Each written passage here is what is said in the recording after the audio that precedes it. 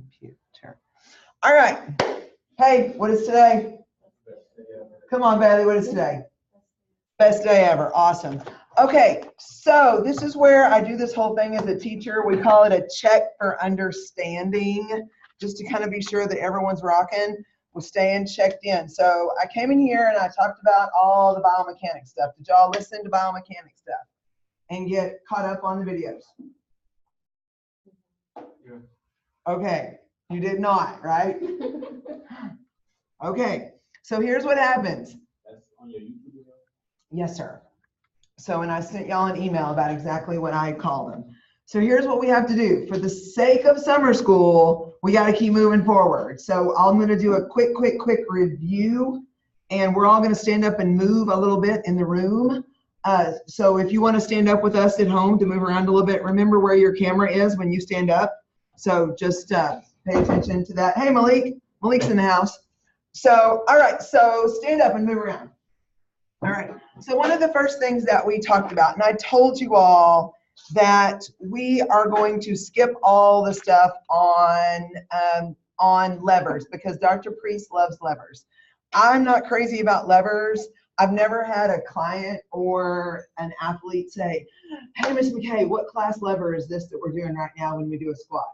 But I've had them say, what plane are we moving and how is this going to make me a better athlete? So what I do when I'm designing workouts is I really stop and think about all the 3 planes. Now, this is the same picture that they've been talking about planes with forever and ever and ever. And I never really understood it until I went to a different class somewhere. And all of a sudden, when my body could move, I understood it. So, and I know it was weird because the day that I came and recorded, I had a dress on and I couldn't really move giant and big. So sorry about that. Wore pants and we're moving on purpose today so that we could definitely move together. So the first one that we're going to talk about, you guys, it actually begins to talk about the planes on page. Go back. All right, it talks about the planes on that page 25. And so the 3 different planes that we move in as human beings, and we move in them solo sometimes, but most of the time we are actually moving in more than 1 plane at a time. Okay, now don't get these confused. People get these confused and then they're messed up for forever. So when we talk about sagittal plane, do you remember hearing on the video when I said it's like you're swinging, you're moving this way. So move your head in the sagittal plane.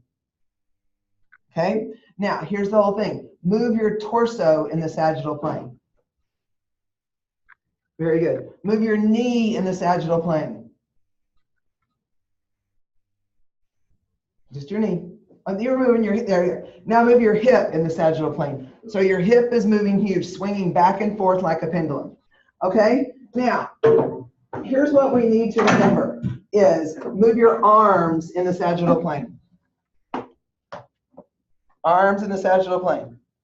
Okay, so again, now if you were to do a squat, okay, everything is moving this direction. Hips are moving, knees are moving, and you're sitting. So when you sit, swing, or squat, you're moving in the sagittal plane. Okay, remember, anything this way. Now, what messes people up, when we talk about the frontal plane, okay, you fly in the frontal plane. I want you to pretend like I would be plastered against this board.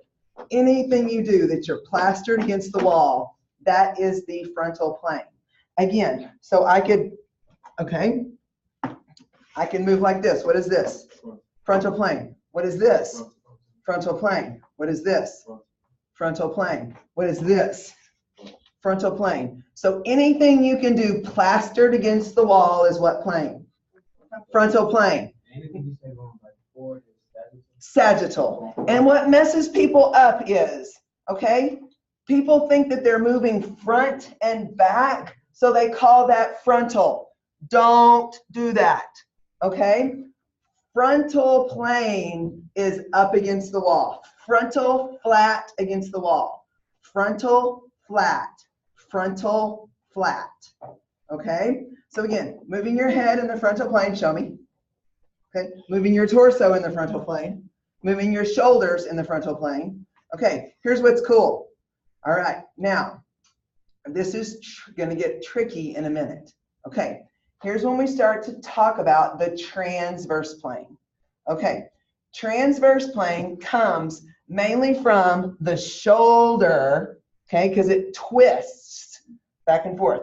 This is this ball and socket joint in your shoulder. But remember, what did we call that? We didn't call it a ball and socket. What does NSCA call it? Multi-axial, okay? So again, when you guys, your shoulder can twist, okay? Okay, your hip can twist in the frontal plane, and also your torso can move in the frontal plane. Okay, so now think about this. Your shoulder can move in what plane is this? Sagittal. What plane is this?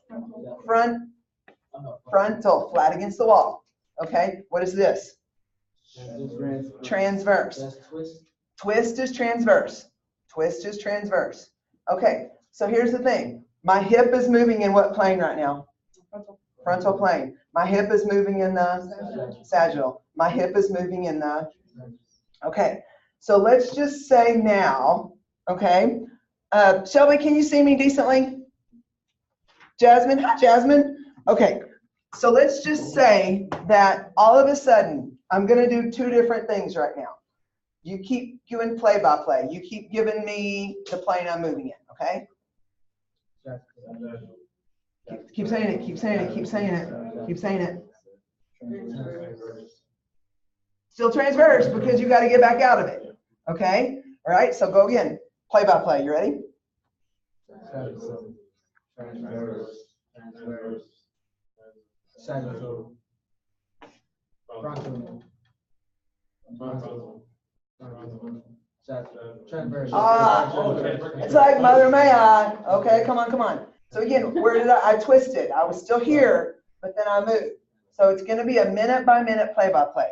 So on game day, you are going to, I'm going to give you different exercises, okay? And you're going to be telling me whether it is the concentric or eccentric phase and in which plane I am working. For example, one of the things you need to remember is, and some of y'all need this reminder, correct anatomical position. Show me. Palms are where? Forward. Okay, so some of y'all missed the bone that's on the medial side of your forearm. Ulna. Excellent. Okay, so if you guessed right, okay? Again, remember, this is correct anatomical. Did you miss it, Cody? I did. Okay, I did. because you were here. Okay, always go back to correct anatomical position.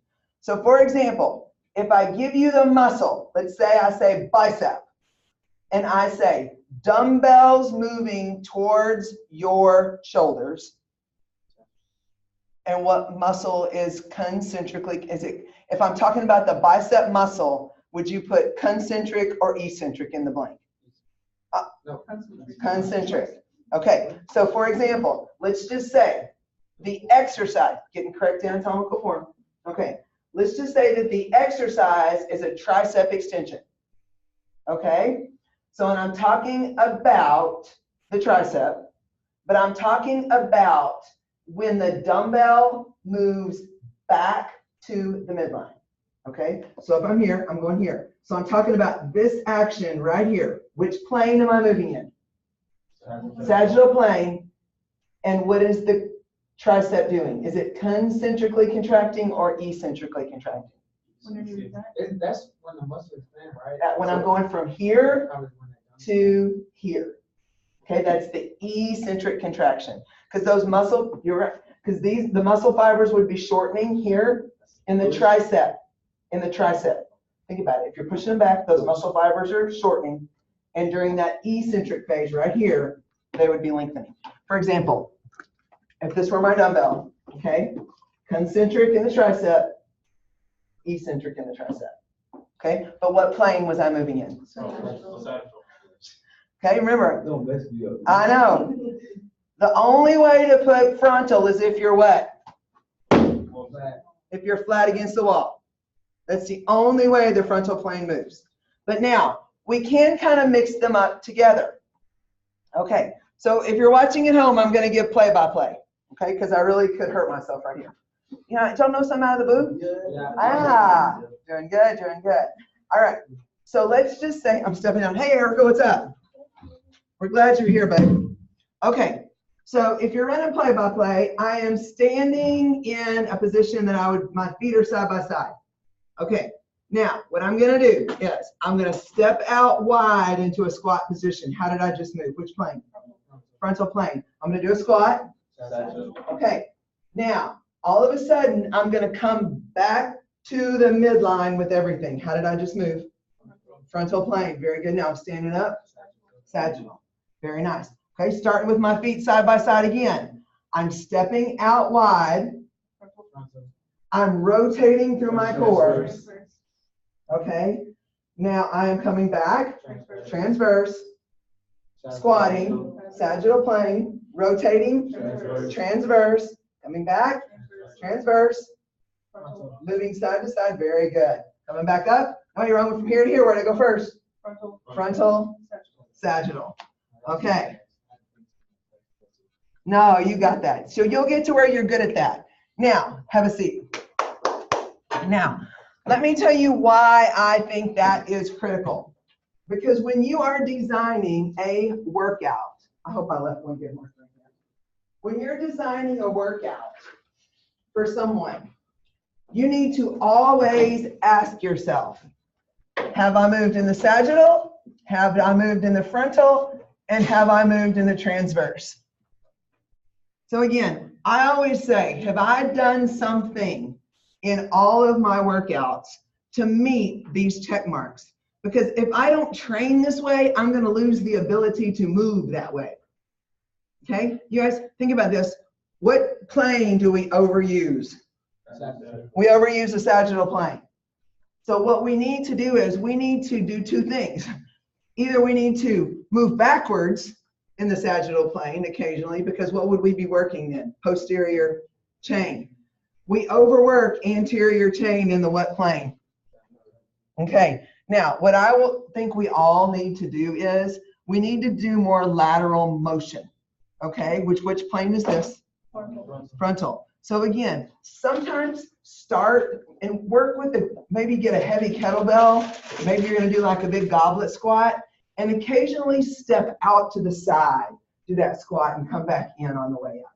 Move laterally, step side to side, do a quick side shuffle, do stuff in that frontal plane, because you do not want to lose that mobility in that plane. You guys, we see people end up with their hips getting really tight because they never move them this way. So we've got to do that. We also need to be sure that we're rotating fully through our hips. Think about what you all just did. Okay, many times we sit down. How many of you are sitting? I'm going to say Bailey is. Erica might be. How many of you are right now sitting with your femurs parallel to each other? Look down at your femurs. Bailey is the only one sitting with her femurs parallel. So think about it. When you sat down in that chair, what plane were you sitting in? Sagittal plane. And then the minute that you got in that relaxed position, okay, what plane did you move in? Transverse. You rotated that out. Okay, here's a question I have. Are most people external rotators or internal rotators?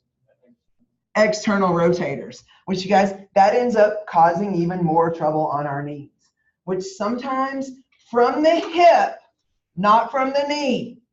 Sometimes from the hip, we just need to actually do some mobility work where we're really letting that internally rotate, because that's what drives our glute minimus right there. You got to have your glute maximus and your glute minimus working right there. That's the muscle that does, people on camera, this is so funny. This is learning at its best, isn't it? Okay, this is right here. If you put your finger right there on, you want to sit, y'all stand up and put your finger on your own butt. Okay, right there. Okay, so again, put your weight on one and then rotate that in and out, and you feel that muscle work, yes or no? Okay, here's the whole thing. People lose that go muscle because they never do intentional transverse work. Remember, this is your largest muscle complex, and we don't use it like we should. You guys, if we're only moving in that sagittal plane, we're losing that ability for that athlete to be as powerful as they can. I mean, feel how that muscle turned on the minute that you started to work it. Boom, boom. It's guys, it's your glute min, and so it's not huge, but it's so valuable to what we have going on. Now, the other thing, what is the only plane that your knee moves in? Okay, what happens to your knee if it receives frontal plane torque?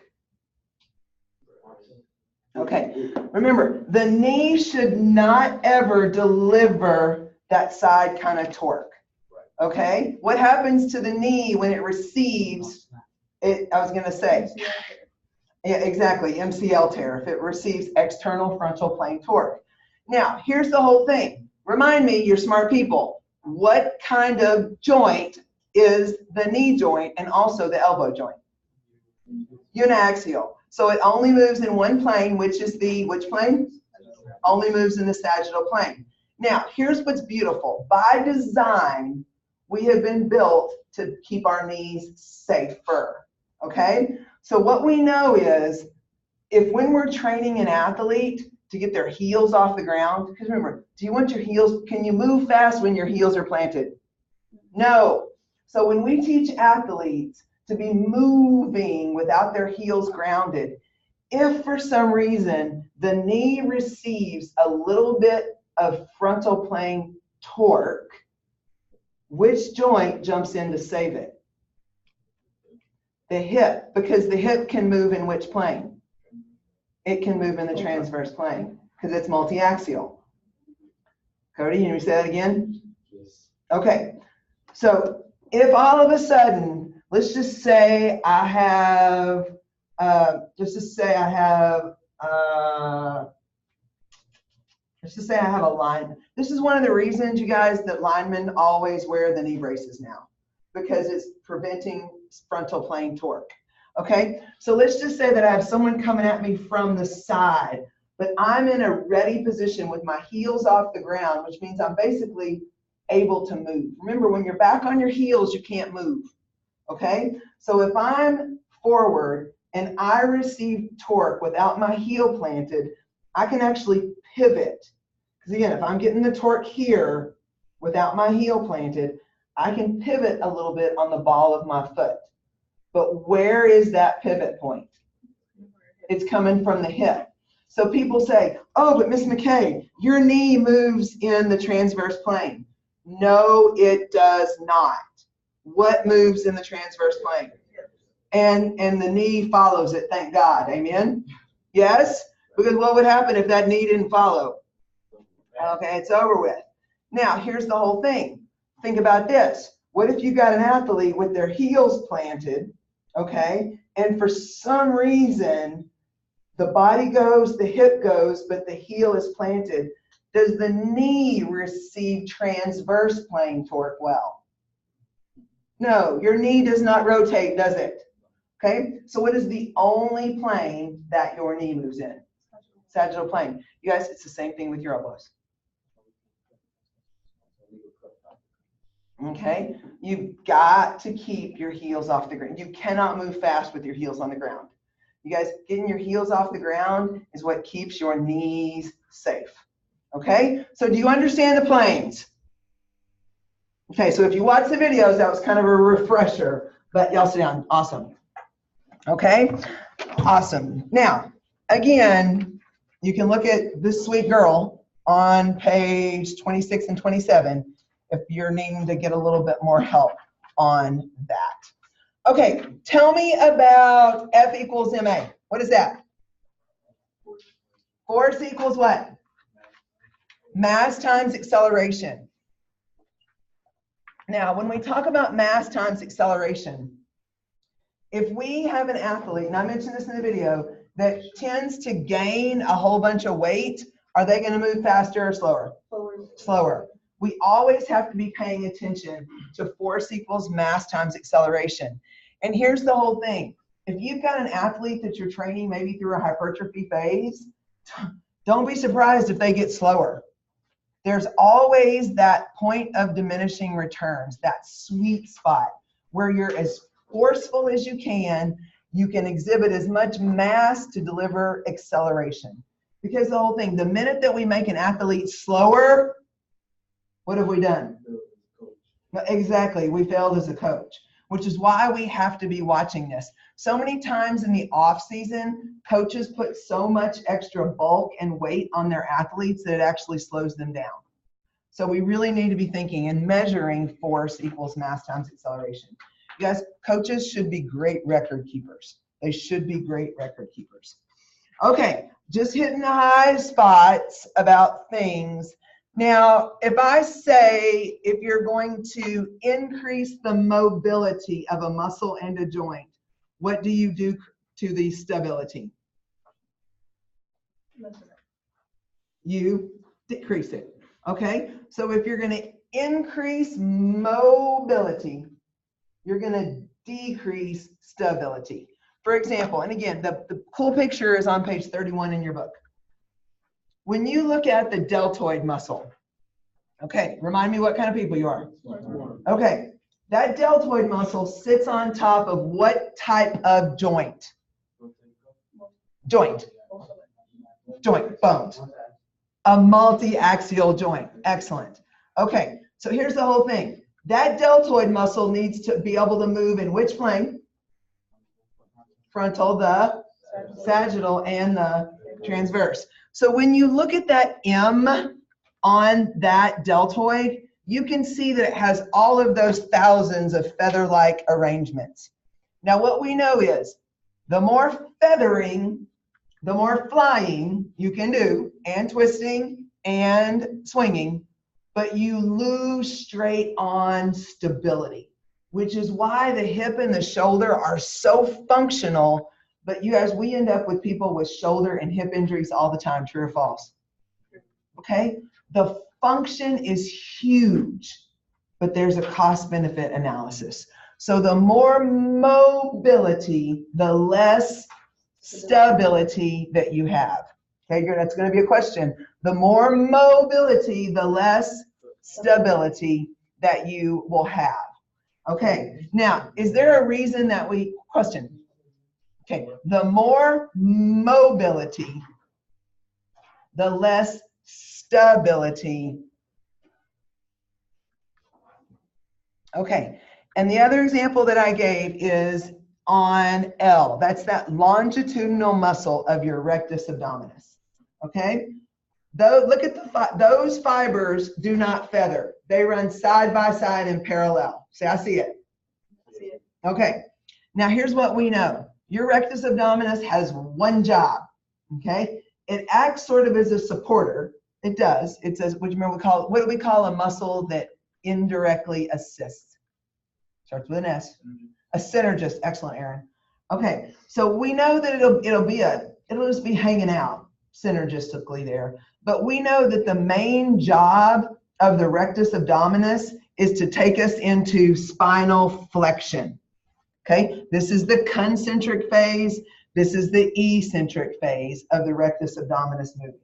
Okay, it runs up and down right here. Now, it's not in charge of what lets you rotate. Okay, that's when we move into your obliques. So when your obliques contract, okay, again, what plane am I moving in? Transverse plane. Okay, now, let's just say I'm out on a trip and I'm rowing a canoe. So got it when you got it. Okay, I'm twisting this way, grabbing here. Okay, what muscle group is allowing me to rotate? My obliques. Very nice. Moving in the what plane? Transverse plane. Okay, so as I rotate to my left oblique, is it concentrically or eccentrically contracting? Concentrically, it is shortening. So my right is doing what? Eccentrically contracting. It's getting longer. Okay, so all of those things go together. Now go back to that rectus abdominis. Okay, that L, that longitudinal muscle. Okay, does it have a ton of mobility? What's its only job? That's all it can do. Okay, that's all your rectus abdominis can do. And so here's the whole thing. If it doesn't have a bunch of mobility, what does it have a lot of? Stability. Okay, you guys, that's a very stable muscle in our body, which is a good thing to have. Okay, hey, when you think about rectus abdominis, anatomy, what are these two called down the middle of your back right here? Erector spinae muscles. Okay, so those are your erector spinae muscles. So if all of a sudden I'm going into spinal flexion, my rectus abdominis is concentrically contracting, say it's shortening, erector spinae is lengthening, but as I come back out of it, erector spinae lengthening, shortening, rectus abdominis lengthening. Okay, those are the only two muscles. That's their only job. So that since they can only do this, they don't need a whole bunch of mobility. It's their only job. Okay, awesome. So here's the thing. If it's got lots of pronation, it can do a lot of things. So you got it when you got it.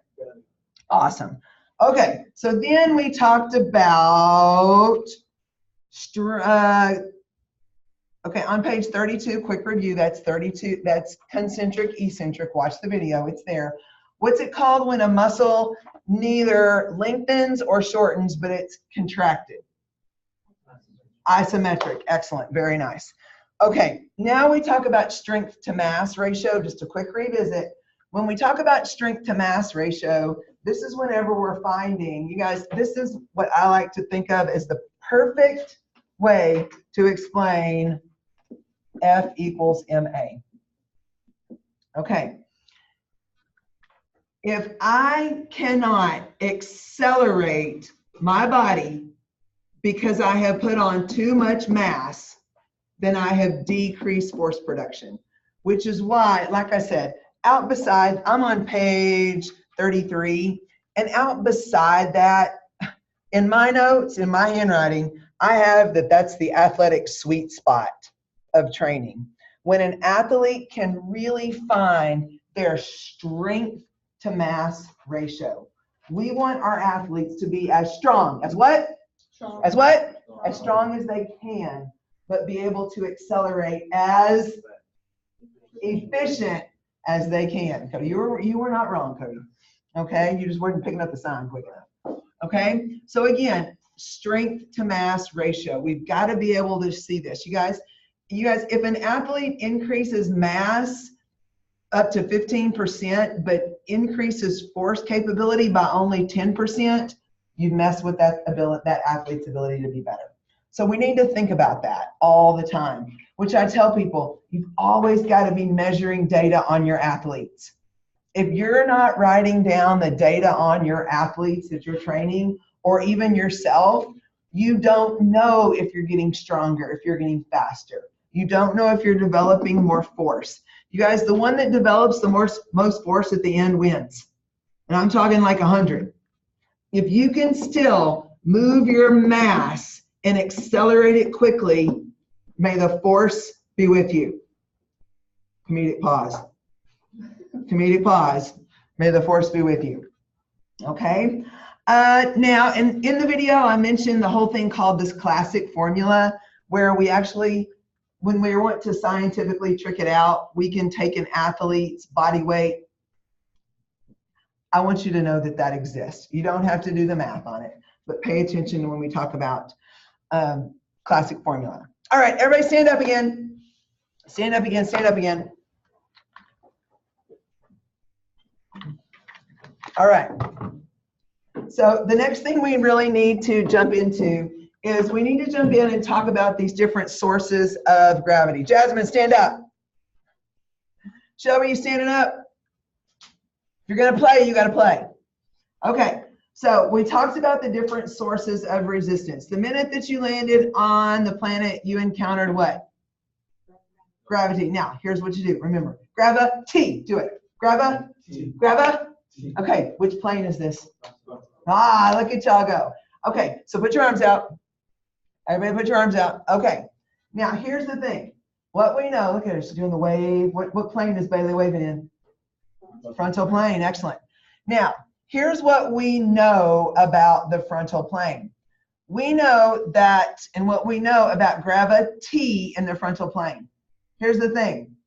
The longer your arms are, what are you encountering more? You're encountering more resistance. So even if I now start to add weight against gravity, does it get easier or harder? It gets even harder. Now, can you simply train athletes, and can you train yourself? Do you have to have a crazy expensive gym, or can you use gravity occasionally to get some work in? Anybody starting to feel their deltoids starting to work a little bit? Okay, here's the whole thing. We had a contest in class like this once, and to see who could hold it out the longest. Okay, now what I want you to do, okay? All right, so listen. Don't think about your deltoids. Now, don't think about them. Pull into your traps. Oh, now pull into your lats. Just got light. Your arms got lighter, didn't they? A little bit. Okay, turn your palms to the sky. Turn your palms to the floor. Relax, Eric. I'm good. Okay, well then get your head. Eric looks like a turtle. Okay, come on. Nice. All right, now relax. Good job. So can gravity be a source of resistance to increase muscle mass? Yes or no? Yes. Okay, here's the whole thing. Think about when you're in a plank. How much of your entire body is exposed to the surface area of gravity? Almost all of it. So when you're doing gravity training, you want to increase the surface area that gravity is actually working against, okay? Stand on one foot, okay? Pick up that knee. So what are you encountering right here? Okay, moving the sagittal plane, excellent. But what's pushing here? What's pushing? Okay, what's the resistance that's pushing? Gravity. Now, how do we make this harder? But remember, we're not doing anything but gravity. How do we make it harder? What do we just talk about? We have to increase surface area, which means we have to do what?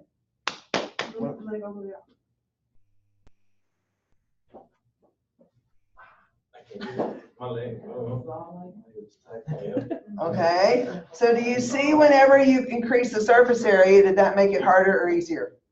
Harder. Excellent. So to use gravity as a source of resistance, what do you have to do? Increase the surface area. Excellent. All right. Now, briefly, we talked about weight stack machines. Y'all can sit down. I gave you my spiel on weight stack machines. There's a purpose and a time and a place for weight stack machines. They're really useful, but come on, we can get creative with that. I love free weights because here's the whole thing. Think about most weight stack machines. Most weight stack machines leave you stuck in how many planes? One. And typically it's the what? Typically it's the sagittal plane. Okay, there are a few machines over at the rec that let you do some transverse training and all of that, but mostly you're stuck in the sagittal plane. Okay, whereas here's what we know is if we think about the mechanics of all the things that go into powerlifting, all the things that go into using free weights, you guys, if I am all of a sudden doing a power clean, so right now I am moving in the sagittal, but you guys, my shoulder has to be able to move through the what plane? It has to be able, because I was like, what does my shoulder have to be willing to do? It has to be able to rotate. So here's the whole thing. I love free weights because they let you move in all the planes. Again, just that thing that I did, you guys, I could be holding, you know, a dumbbell for a goblet squat. I could go here with it. I could twist here. I could come back. I could come up. I could take that one dumbbell, put it out. You can just have more mobility using a free weight. So that's kind of why I feel about free weights. Okay. Inertia. What was inertia? Who watched the video? What was inertial training? Force. Accelerated. Throwing. Excellent. Anyone ever, y'all didn't do any of your homework over the weekend, did you? Okay. This is like passing stability balls. Okay. If you're going to pass stability ball. So again, inertia is when something moves across space. But remember, what's pushing down on it? Gravity. Okay. So think about this. If I were to all of a sudden be standing over here, throwing a med ball to my buddy over here, if I all of a sudden push this med ball, you know, now granted, you can be so close to someone that there's not that much inertial force, but if you have some distance there, that med ball is going to move like that. So here's what we know. This person has to be able to absorb the force of that inertial training. Okay, so again, using inertia as a training mechanism. You guys, when you throw the shot put, that's inertia. You just don't have anyone catch it. Laugh. Laugh. Okay, like anytime anything moves through space, like with gravity, that's what we call inertial training. Okay, think about it. I mean, if all of a sudden you're doing like wall ball stuff and you're going up with it, in reality, if you're working on the wall, it's going up, but when it comes down, it's moving over space with gravity. And then when you have to absorb that initial force, that really activates the eccentric contraction. Hey, and you remember, which one do we get stronger in? Contraction, concentric or eccentric? No, we get stronger when we eccentrically contract the muscle. That's the negatives. That's the negatives. Remember, if you watch the videos, y'all are killing me. I came in here, I filmed the videos for y'all. Okay, again, like I said, if all of a sudden, which one are you doing for bench? Is that what you're talking about? Yeah, if you're benching, you guys, right here, this is the eccentric phase right here. Think about that pec muscles that run this way, okay? They're lengthening, okay? Eccentric contraction typically goes against gravity as well. That's when you get that lengthening and that strengthening. So if I'm doing that bicep curl that I keep talking about, which I hate bicep curls, but you know, that's the first one we all do. Okay, so all of a sudden, which phase is this? Concentric. This is the eccentric. So if I have that dumbbell and I'm overcoming gravity, all right, this is actually when I'm getting stronger. Because remember, during the eccentric phase is when you get stronger. Okay, in your book, it talks about negative work and power, and I talked about that in the other video. So go back and check with that. Okay, I'm wanting to check time to see if we need to. Okay, we are going to end this Zoom session. I've sent you the link to the new one. I'm going to download this one. We're going to take 5. I'll see you in a minute. Okay? All right.